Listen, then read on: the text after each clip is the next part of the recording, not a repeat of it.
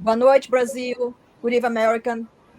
Tonight we have here in American Citizen, Nick Hennemoltz, Max Gutman, and Harry. So we are going to talk about a little bit about, behavioral mental health and people with behavioral mental health who has been incarcerated or people who is still incarcerated who suffer from behavioral mental health. And we have here Harry. He's a person, a peer advocate for people who has been incarcerated. He has a lot of experience on this issue. Nick Henamont has experience on the behavioral mental health, and Max Gutman also has a lot of experience on behavioral mental health. We're gonna start at first with Harry, and then we can, as we interact together, we talk about it, the issue. We will try to translate in Portuguese the conversation that we're having. So it's a pleasure to have you all here, and I appreciate Harry to taking the time. He always busy. He's always doing something like like all of us. And I will, Harry. So you know me. We have taken a course together at John Jay. We have done a lot of training. I do have like my experience in behavior mental health. I work in the behavior mental health, but you have become a strong voice for people who has been incarcerated, and we all know that incarceration itself, incarceration itself is can cause a trauma in a person's life, and it is really good. It's really nice to have you here. What can you tell us, and how did you get to be here today and become a strong voice for people who has been incarcerated or is still incarcerated? Can you hear me?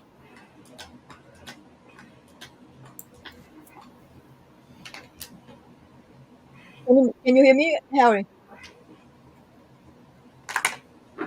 Can you give me a moment? I'm having a problem with the hearing.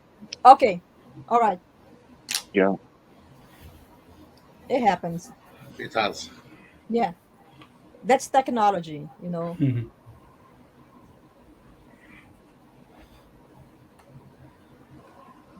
All right, so maybe we can talk with Max and Nick while Sure. you I, figured out this problem with the song.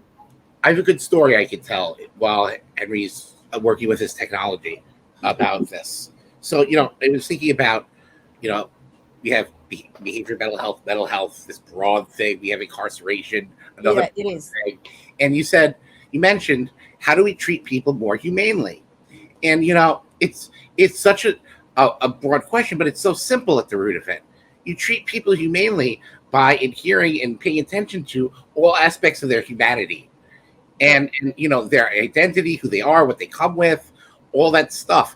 And you have to bring some humility to the table if when you're interacting with someone with these issues. I was giving a talk in Binghamton University right before we met, Anna, and I drove up there right to give a talk So on Max, lived experience. Okay. so Max is talking about that he's saying that ele está falando que o saúde mental é um tema enorme, grande. Então, que ele está dizendo que quando se fala em saúde mental, né, temos que ver a parte humana da pessoa, não somente ver a doença, não somente nos concentrar na doença, mas de ver a pessoa como um ser humano, né? E ele falando que na parte de encarceramento também é isso, temos que ver a vulnerabilidade do ser humano. Go ahead, Max. So I was giving this talk about my lived experience and how to, basically how to treat people more humanely given what you understand about them now and how mental health works.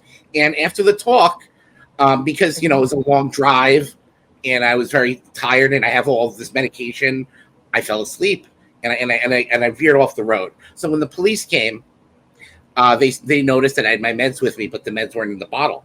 I was arrested, Mhm. and Oh boy. for having my own medication. Okay, but it wasn't in the bottle. It was against the law. So they threatened to tase me, handcuffs. I was attached to, again 10 years later, right? Same school, a pole in the police station, crying and saying, "What did I do? What did I do?" You know, like, and really, you know, if you think about it, sick people are going to have medication. Sick people are going to get tired. Sick people don't respond well to being handcuffed for you know, in a police station. It's traumatic. It's traumatic. So Max is telling that he had an experience with encounter with the police, and he was arrested with his medication because a medicina estava fora do vidro, né? E ele foi preso, né? E quando estava lá na delegacia, ele não sabia por que estava sendo preso, né? E ele ficou, e como ele estava falando, que se você já tem um problema de saúde mental e você tem um encontro assim inesperado com a polícia, já causa um trauma ainda maior em cima disso. Go ahead, Max. People just don't understand. You know, like when are we gonna get underneath this idea that trauma, right, and not paying attention to people's humanity, right, their illnesses, what they bring, maybe the fact that they need extra additional support or accommodations. When you don't consider that, when you interact with people, they're going to get traumatized and they're going to get hurt even worse. And these police 10 years ago didn't get the picture when they arrested me at the school. 10 years later, they still don't understand. And you have to say, when are we going to wake up as a society? When are we going to wake up and say, okay, these sort of interactions, this approach isn't working. Maybe we should take a different one, given what we know about how mental health works. All right. So Max is saying that, you know, you have when you have an encounter with the police, the people with behavioral mental health, né, or they deve olhar mais para a humanidade da pessoa, para o individual, né, para a pessoa como ser humano, né, tem que tratar as pessoas como ser humano e não ver como discriminar, né? Não se pode discriminar uma pessoa porque tem problemas de saúde mental, né? E que ainda isso aconteceu com ele já faz 10 anos, mas ele fala que naquele ano, naquele tempo, né, não tinha ainda todo esse movimento, já tinha, mas ainda faltava muito preparo. Agora, como vamos continuar com o nosso debate, eu vou tentar explicar um pouco melhor. Sim, yes, Max. And Harry, can you hear us? Yeah, a little better. I don't know how to access the speaker. I'm trying to access the speaker, but I don't know how. But I can hear you. It's just very low. Oh, really? On the phone? Did you try the volume? Yeah, the volume is actually on maximum, but it's still still not rising. It's still very low. Oh my goodness, I don't know. Give you an extra minute or two. Yeah. Extra minute or two. I was thinking, you know, along those lines of what I was saying. When are we going to wake up? But also, you know, it's a very difficult thing if we don't change our practices. And I think as a society, we have a fear of changing what we do, and how we act and how we interact with people. Like we have laws out there, right, that are like loitering, right? That's how I was originally arrested 10 years ago. We have laws out there that arrest people or allow police to arrest people just because we're afraid of them. Just because arbitrary laws, right? We see what happened with, we see what happens out there with police.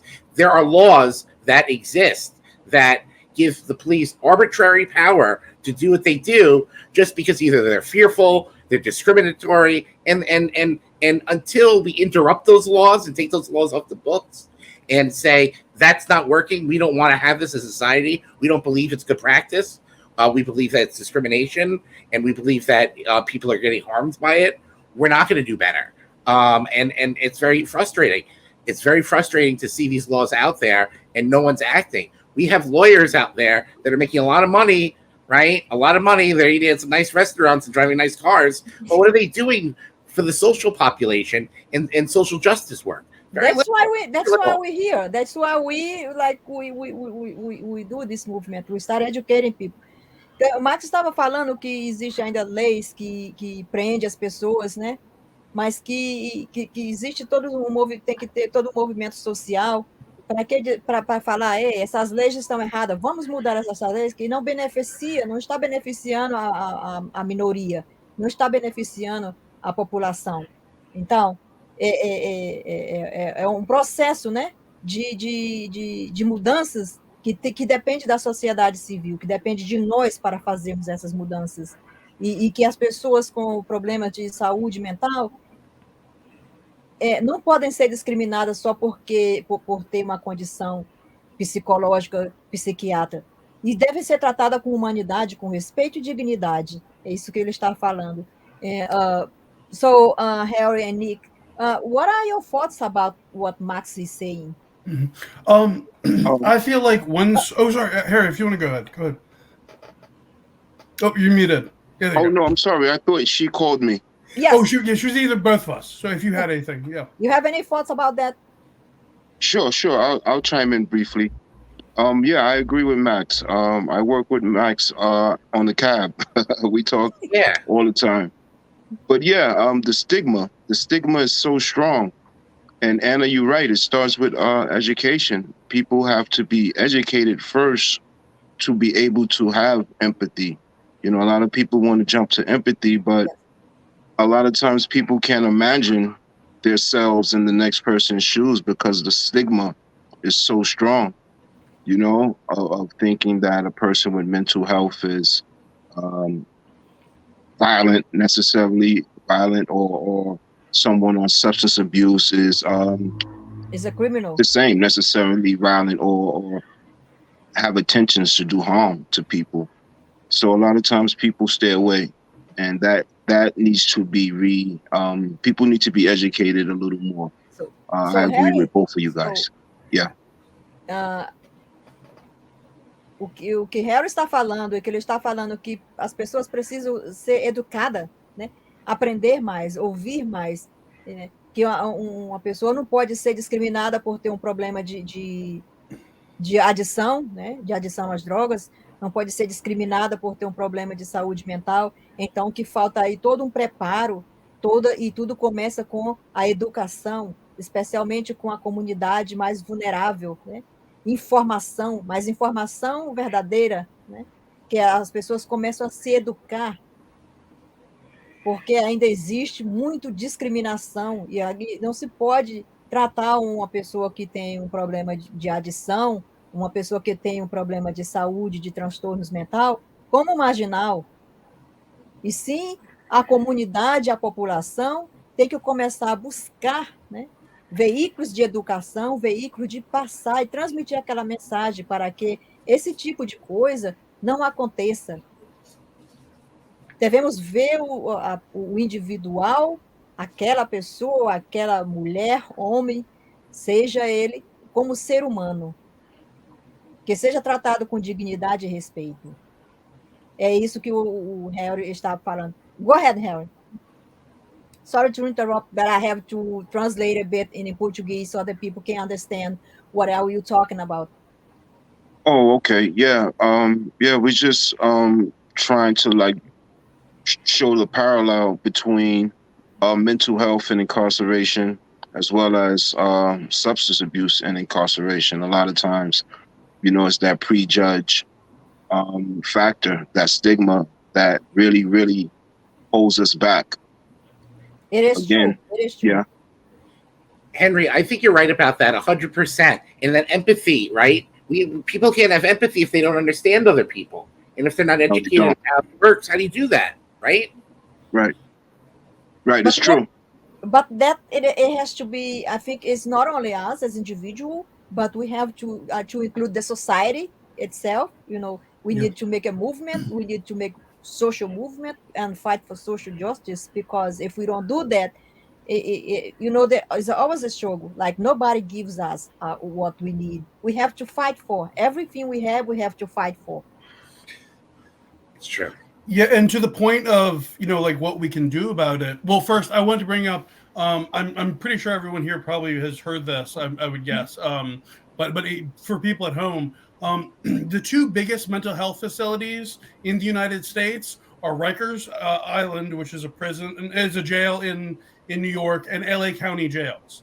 And that's an issue when we're using the criminal system as a way of treating mental health or trying to not deal with people who have mental health.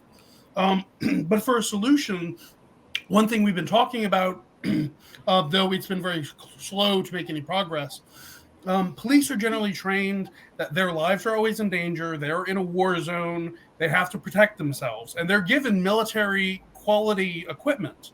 But this doesn't really seem appropriate when I believe it's either 4 or 9% of calls that police respond to are violent, and that at least over 90% of the things that police normally deal with could much better be handled by social workers, peers, mental other health people. workers. Yeah, people who are trained to de-escalate situations, to figure out solutions, and are not worried about being and don't have the added pressure of having a weapon on them that they feel like they may need to use. So instead of treating these people as dangerous, instead we can treat them as people that just need some help. So Nick Say and Max as well, eles estavam dizendo que as pessoas com problema de saúde mental, não necessariamente, né, que quando aqui recebe um telefonema que alguém liga para a polícia, né, agora estamos tentando trabalhar, né, profissionais treinados na área de saúde, trabalhar junto com a polícia, para que quando alguém liga que tem alguém aqui que está causando algum problema, então tem que ter a polícia e uma pessoa treinada na área da saúde mental, que vai junto, né, para averiguar, acessar, porque muitas vezes pode ser um caso para pessoas da área da saúde, não um caso de polícia. Assim, prevenindo uma prisão, assim, prevenindo alguns danos àquela pessoa, porque todos nós sabemos que problema de saúde mental já é um trauma na vida de uma pessoa, e ainda ser preso é um trauma, causa ainda um trauma ainda mais no psicológico daquele ser humano. Então, é um problema sério, e que aqui em Nova York nós estamos tentando trabalhar, né, para amenizar essa situação. Harry também falou que ainda por causa da discriminação, ainda tem muito trabalho ainda pela frente. So, Nick, you were saying, Harry mentioned that, Max as well, that it's still like a bigger problem. Well, I have seen myself the change that has been taken inside of the police force, that they have some of them, or the police force has been training on behavioral mental health. They even had some peers work with them. They had a program. Last year, I saw they had a program that they would like to learn what is like a person distress, what is like. But when there's about people with behavioral mental health incarcerated, it is much difficult to address in a way. Harry, do you have any thoughts on what is the relationship with a person with behavioral mental health behind bars with a person who have behavioral mental health who lives outside in society? What are the struggles that they face? Okay. Yeah, I have I can relate. A lot of times the issue is there are not many facilities that they consider mental health accessible, meaning you have to go to where they consider you safe and they consider they have the resources nearby or right there at the facility. And usually that happens to be in places that are farther than you would want to be. A lot of times you find yourself 5-6 hours away from home because of that issue. And that can be very, very compactful on top of being incarcerated to not have your family able to visit. Yeah, how they absolutely. Get 5 hours away. What does that look like on a weekend, right? Absolutely, yeah. So that is difficult. Yeah, that's one of the primary issues, and along with the stigma again, being in there, a lot of times the inmates pick on you. They call it Skittles. They're because you have to get online and they like broadcast it. Anyone that has to go get their medications, go now. So it's like everyone sees you, and a lot of times while you're in there, you can be over medicated or given the improper medication. You find yourself uncontrollably maybe drooling or nodding off. Wow. You know, yeah. That's some serious shit right there. So, Harry is explained to us, ele está falando para nós que quando encarcerado, né, às vezes, até mesmo aqui nesse país, às vezes você não recebe o tratamento, né, para a sua condição de saúde mental, às vezes você não consegue receber o tratamento adequado, porque é muito difícil. Às vezes você é transferido para uma prisão bem longe de sua casa, que fica 5 horas de viagem, 4 horas, e aí você fica impossibilitado de sua família lhe visitar, e dentro mesmo, até mesmo dentro da prisão, você sofre discriminação por ter problemas de saúde mental. Os seus próprios companheiros de cela, seus próprios companheiros de prisão, os próprios detentos, discriminam você por ter um problema de saúde mental. Então, é um trauma causado de várias formas, você sofre discriminação e você sofre trauma. So, Harry is explained all this to us. So, I kind of related in a way that I understand because Nick and I, we have worked in behavioral mental health. Max, he also worked in behavioral mental health. We used to work in a South Beach, Harry. And there, some of the people that we have worked with, they would come from Rikers Island and other locations. But before they get that treatment that you spoke before, they it's like they go around the system. First, they go inside the prisoner system, and then they finally, when they get diagnosis that they are not responsible for their own action because they had a mental health issue, then they are sent to the state hospital for treatment. But that it takes a long time. So, any of you have any idea how that would be like? It would be like another way, like based on your experience. Is it any other way that it would make this process short? Like if you know a person has a behavioral mental health and they are incarcerated, there is like a shortcut that the person can have all the treatment that they need without going all these long ways. Be rich.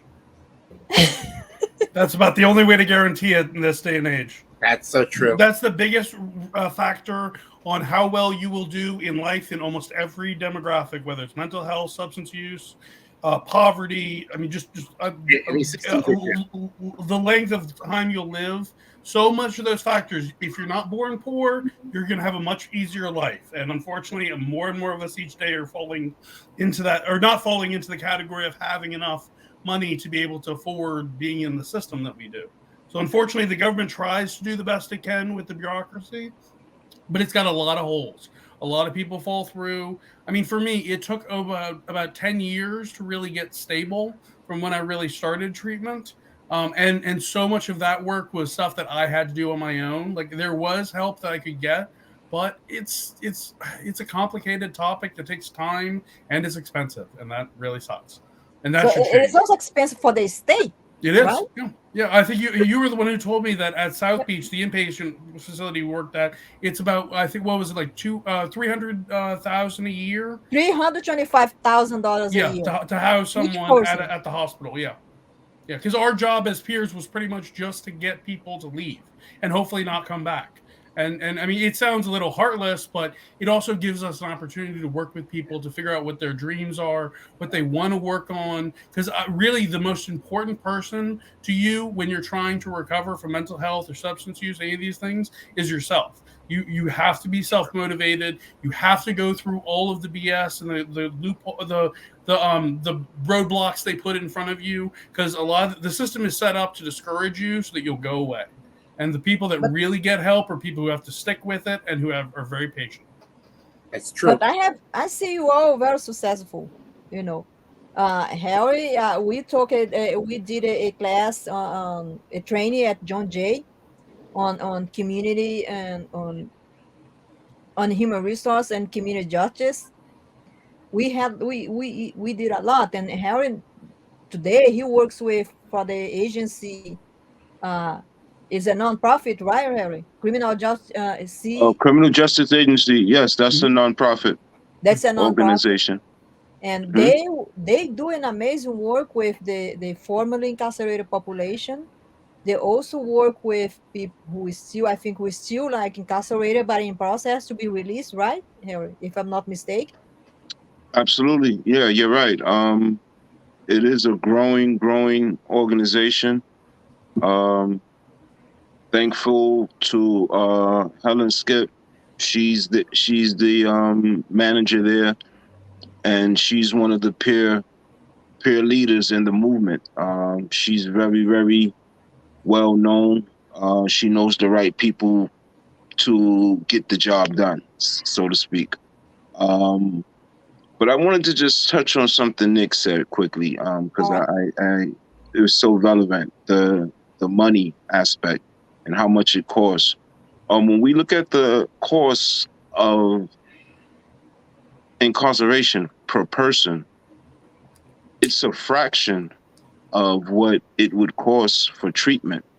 Oh, really? So we got to think the other way. Yeah, the treatment would be way cheaper. Yeah, we got to think, how strong is this stigma or prejudice that we as monetary people would rather pay more money to do a disservice than to not pay and actually do a service. That just goes to show how strong that stigma is if we think about it, because they know it's costing a lot to incarcerate a lot of people that are on substance abuse or mental health, because a lot of times they come right back. People, if we're locking them up for the things that we're locking them up for. But yeah, I think it's just interesting that Nick pointed out the money. Yeah, it's always about the money. I did hear that it does cost more to have someone incarcerated than actually to provide the service and the treatment. People throw money at stuff just to make it go away, right? Let's not pretend that doesn't happen. You know, sure, we want to do things in a profitable, equitable way, but when you don't like someone or something or a population or a group, you'll throw money at it to make it disappear, and that's just how it is. You know, that's how things work. So, Harry, Max e Nick, eles concordam em ponto muito importante, que quando se trata do sistema prisional, né, custa muito mais, né, ao Estado a manter a população presa, a população com problema de substância, com problema de adição, manter a pessoa com problema de saúde mental encarcerada, custa muito mais ao Estado do que realmente pagar o tratamento, que o tratamento sai até muito mais barato. Dar o tratamento adequado que aquela pessoa precisa custa muito menos. Então, a discriminação, né, a estigmatização dessa população vulnerável ainda é muito grande. Não somente no Brasil, mas aqui também nos Estados Unidos ainda tem muito essa, né? Apesar de nós termos lutado muito ainda por justiça social, para que as pessoas com problema de substância, de uso de drogas e problemas de saúde mental, não seja tão discriminada. Então, Harry, Max e Nick concordam neste ponto. Custa muito menos um tratamento, fornecer o tratamento que a pessoa precisa, do que manter encarcerada, que custa muito mais para o Estado. So I was say I was just translate what you guys what you discussing, that it costs much more, that this service, it costs much more keep a person behind bar than actually provide the service, the treatment that the person needs outside, because we all know that usually when a person they get out of jail and they have a behavior mental health history, they would need a place to they need the place to live. They would need to get a new job. They need all the support that is out there. And I always, even though I was well educated on the, but I never thought about the monetary part. I know that we had studied that in college at John Jay, but I never thought that actually it would cost so much. So the social movements that I know that Escapen has been very active on a maybe someday I'm going to invite her for the program to talk about it, the social justice program that she has been running for the peer justice. Uh, but if we talk about the money, is it in a way like there are a lot of programs out there for people who have been formerly incarcerated that they call reentry, that it helps the person to get back to society. But it's not, Harry mentioned another point, that not everyone makes it because there are more demands, and sometimes the person just get back into again. And would it be like, so all these social programs that we have, the human service, all these social movement that we have been fight for, would it be how can we do better? Any of you actually can answer that. Harry, you can answer on the part of the incarcerated population.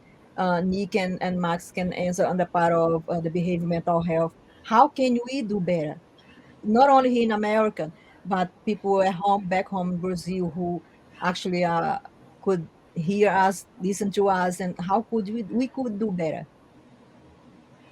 Well, I feel personally, like on a like an individual basis, one of the most important things we can do, and we were talking about it earlier, is about reducing stigma. Because like when it comes to like incarcerating people, I think it's safe to say a larger than appropriate number of people who are completely innocent but were diagnosed but have like a mental health diagnosis or substance use disorder, and they get they get turned into the scapegoat for crimes that they just want solved. Is that they'll look for people that are easy targets, and people that have mental health, especially. This is unfortunate. I've heard so many stories about people with cognitive difficulties that get lumped into this. It's, I mean, I'm sure it's getting much better now than it was historically, but it's still an issue because of the way our police are trained, and it's a big problem. And so I think part of what we can do individually is question our own assumptions about what we have about people that are of different backgrounds who might have different experiences, and really, if it's possible, if it's safe for you to do so, if you have some lived experience, disclose it to other people.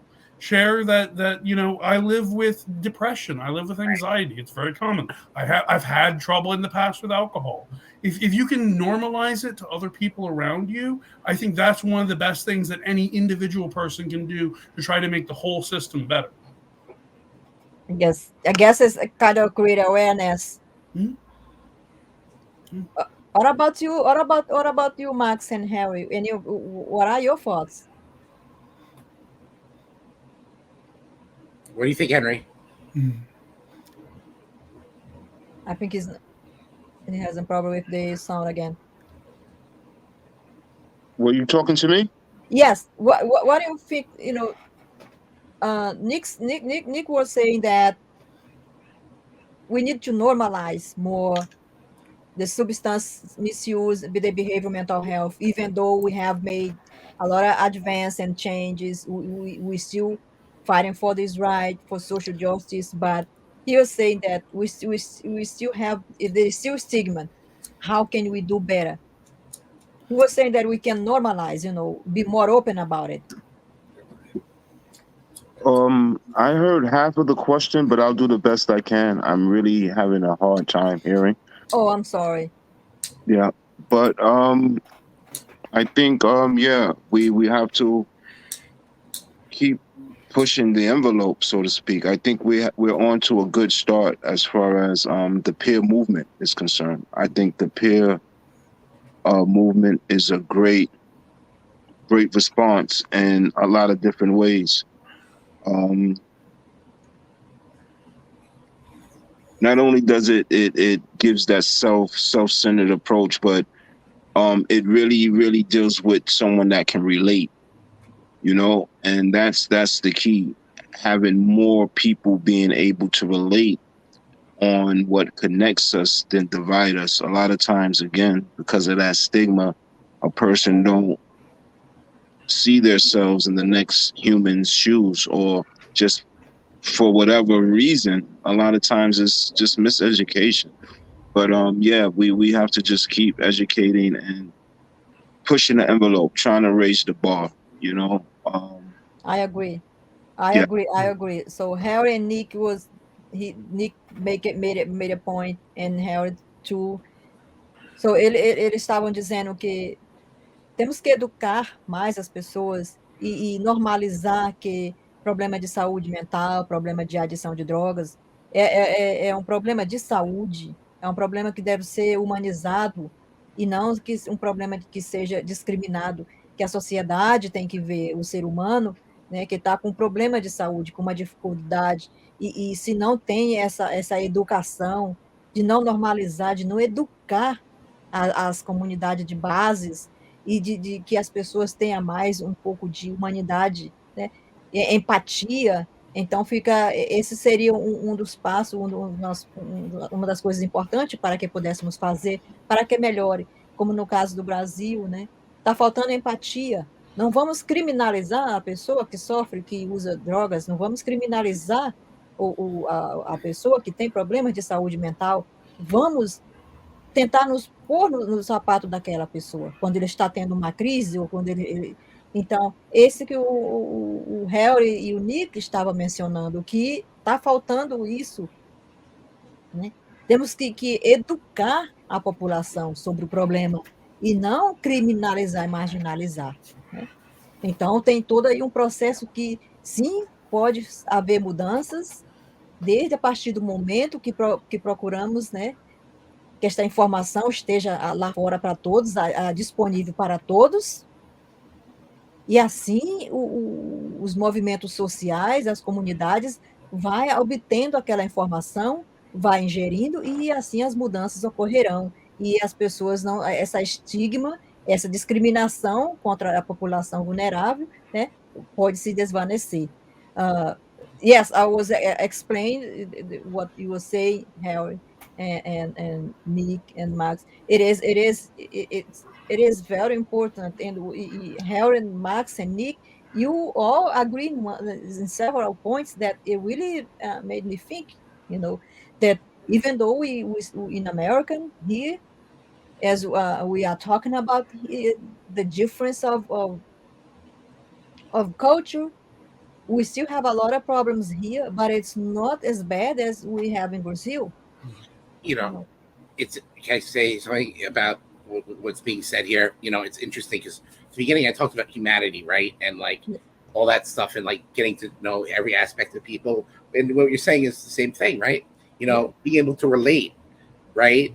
And empathize. Makes us empathize and get underneath what really makes us different. It's funny because it's not funny, but the more chronic, right? And the more disordered, the sicker a person is, I think the harder it is for someone to relate to that, right? Now we could relate to someone, maybe people could relate to someone, it's like, oh, I've been depressed before, I've been this before, I've been that before. A lot of people can't say I've been schizophrenic before, or a person with schizophrenia, right? But how can you say that? It's true though. It's true. Even when I was in college before my break, I used to make fun of people that had serious mental illness. I had them on my radio program. I poked fun at them. I'm be open and transparent about that. I thought it was funny until I got sick. Yeah, I did. Yeah, I thought it was funny until I got sick. And then I understood what that person was going through.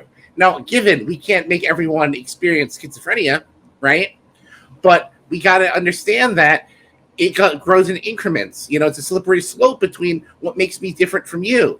It may not be a lot of voices, but maybe it's a lot of frustration and anxiety about that and having a hard day. It's funny at summer camp, right? Think back to being a kid. The coach gives you the heart-to-heart talk when you break a rule, right? But when you break every rule, you're kicked out of camp.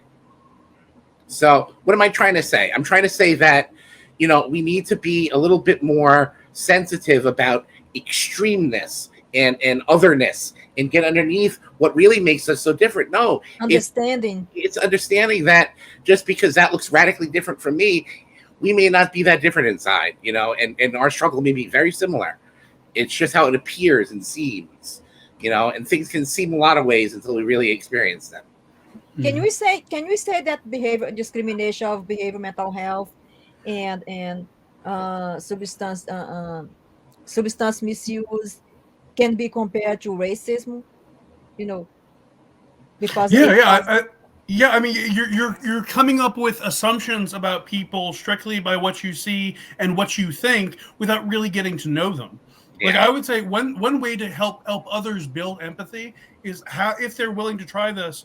Imagine the person that you might witness that has like delusions or is getting into a violent rage or any of these kind of things that it's easy to kind of just say, oh, this is a dangerous person, I need to stay away. Imagine that person was your child. Right. Imagine they were your spouse or your friend, your sibling, because so many people have loved ones that they struggle because their loved ones have a mental health diagnosis or struggle with substance use. And I think what the easiest way to disregard another person's humanity is to not think of them as deserving of humanity. And I think if we try to think that this could have been a loved one or a deep friend or could have been me, and then that can help sort of people imagine like, well, maybe I should treat this person with some basic human dignity and with respect, and not just jump to a conclusion that they're dangerous and I just want them away from me. And I think that would be a step to try to, move into a better direction. Yeah, I agree. So Nick estava falando que em todas as situações, não importa qual situação que seja, né? Ainda mais quando a pessoa está em crise, tendo uma crise de transtorno de saúde mental ou de drogas, não se deve esquecer, e Max estava falando também a mesma coisa, que não se pode deixar de lado, esquecer a humanidade daquela pessoa.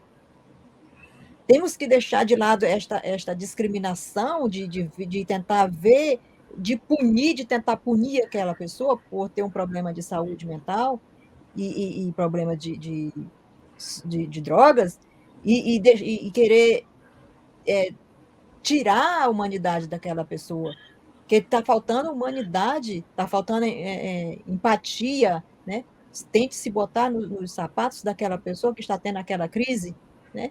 Então, só quando você passa por alguma coisa assim é que você começa a entender a dor e o sofrimento do outro. O mesmo com encarceramento. Harry falou antes que dentro das prisões, também até para receber tratamento para pessoas que têm problema de deficiência, também às vezes é difícil. Né?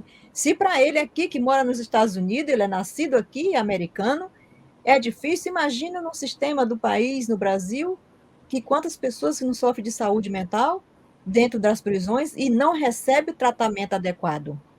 Né? Então, esse é um problema, é um debate muito longo que devemos continuar falando sobre isso. So, I was explaining a little bit Harry's experience and what Nick said, and you, Max.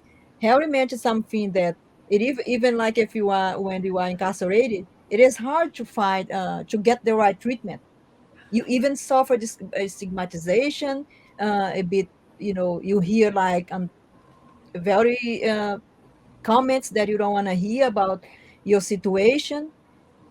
And I was explaining that here in America, we are trying to do better. We are making a lot of efforts inside prisons to help people with behavioral mental health and the formerly incarcerated and the behavior and substance misuse. But I was making a comparison, and can imagine a country like Brazil that right now people with behavioral mental health is still being marginalized and discriminated.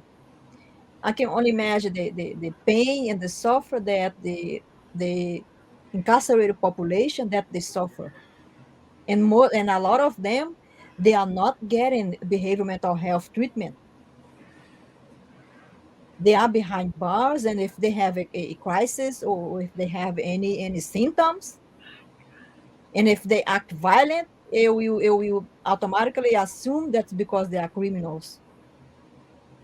So there is a lot of going on, and like your experience, it is going to be like a huge insight for them. So that's why I have decided to do the American Citizen program once a week, that I can invite people with real experience in life that they can share with us. Because this program is going to be seen in Brazil and also here. That's why I try to do a little bit in Portuguese and in English, so that people can understand. So we have 10 minutes left. I would like for each of you to give the last considerations. I will leave the space, whoever want to go first. I will first, and at the end, I will thank you all for being here. And I know that it is a discussion that it would take like a lot of time, because it's very broad, but I try to make it brief as possible. And we always here, like Nick and Max is always here. Harry, you're always welcome. Whenever you want to be here, just let me know. So, what are your message for the people, for my people back home, and for America as well? For your last consideration for the day.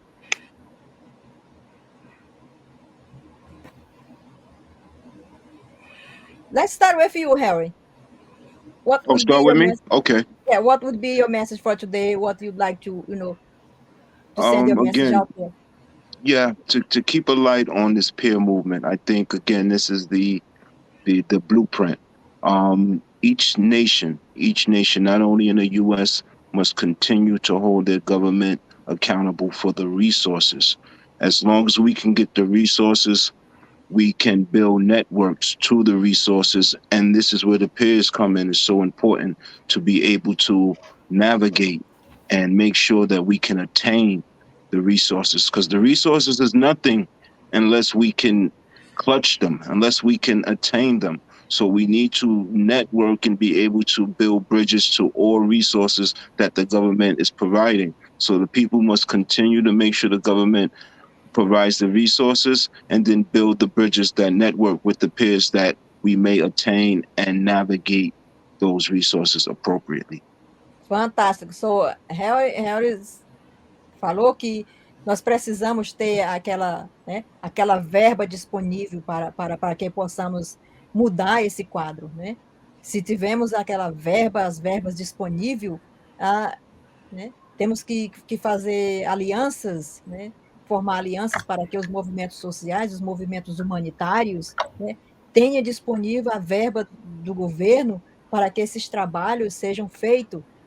Então, que temos que nos dar as mãos e nos unirmos, né? Por isso o movimento aqui em Nova York, aqui nos Estados Unidos, do PEER, movimento, é um movimento grande na saúde mental, porque é por isso que hoje estamos aqui, tem muita gente, né, unida para um propósito comum. Go ahead, who would be next, Max or Nick?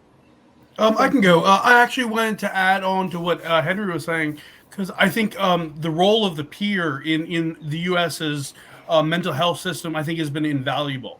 And I definitely encourage that to spread as far, worldwide. We need more and more peers. But I would add, if it's possible, if you have lived experience either with substance use or with mental health, and you've recovered from those, become a peer. I think it's a great lived experience, and you can really help people out.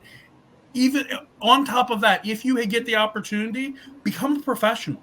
Become a psychiatrist, become a therapist, like get into these roles, get into positions of power. And that's one way that you directly could make lives better for other people, and you could help policy change.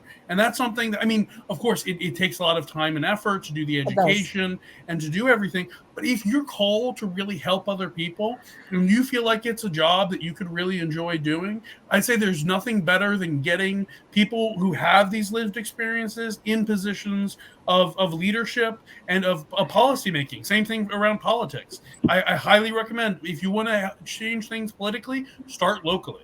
Get involved in local politics. Because I know in the U.S. a lot of times things will come up for vote.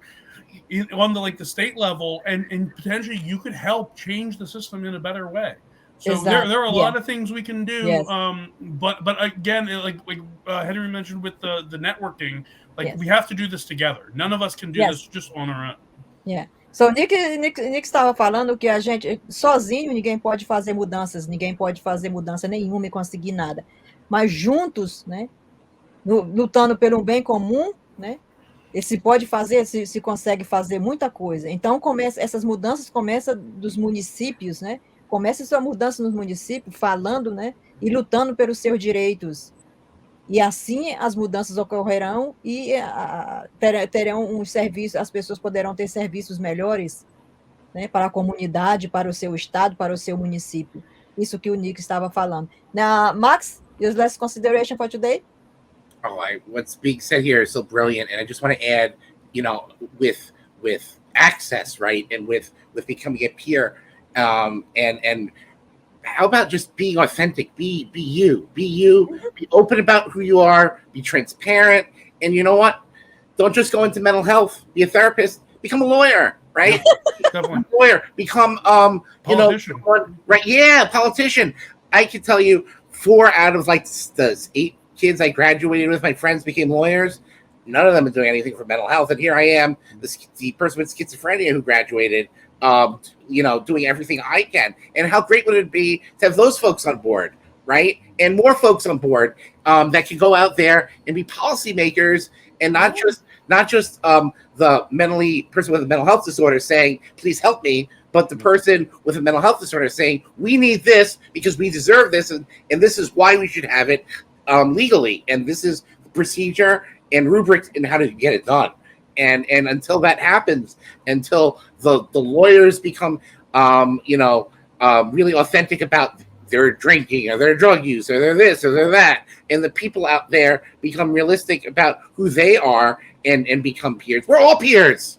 So why aren't we all in this, folks? Let's get in this. Yep, I agree with you. I agree. I think we should, I agree with you totally. I think changes can only be made when we come together. And we start, if it can be in a state, city level, state level, but only when we're together. Because by yourself, I used to talk about that. I wanna try to run for office because I could think to make change. I mean, I always talk about that, but I don't know. I haven't made my mind yet. But I would like to see one of you as a city council. You have my support. I would be there. So, eu estava falando, o Max falando, porque temos que ser autênticos, temos que ter mente aberta, né, para os problemas da sociedade, para os nossos próprios problemas, né? Temos que ter empatia pelo próximo, né? E não deixar de tratar o ser humano com humanidade, com respeito e dignidade, e nunca esquecer que quando a pessoa está tendo uma crise de deficiência, de transtorno de saúde mental ou um problema de droga, ele é um ser humano. Então, não olhe para aquela pessoa e veja que se você está vendo só ele drogado, ou que ele está tendo um problema de saúde mental dele, você vê ele como doido, maluco. Olhe para ele como ser humano, pense que pode acontecer com um parente seu, com um familiar, com um neto, com um parente, com um sobrinho. Pode acontecer na sua família, porque ninguém está livre de sofrer de um problema desse. I want to thank you all for being here in American Citizen. It was a pleasure to have Nick, Max, as always. Henry, I'm really happy that you made the time, you took the time, and I have no word to thank you. And I hope that whenever one of you feel like you want to talk, you want to share your experience, just let me know. We meet once a week, and I will, later on I'll send you the link for you all to see the program. And thank you. I really appreciated all you being here today. Thank you for your time. Thank you. Obrigada a todos. Boa noite, Brasil. Good evening, America. Until next time. Thank you. See you.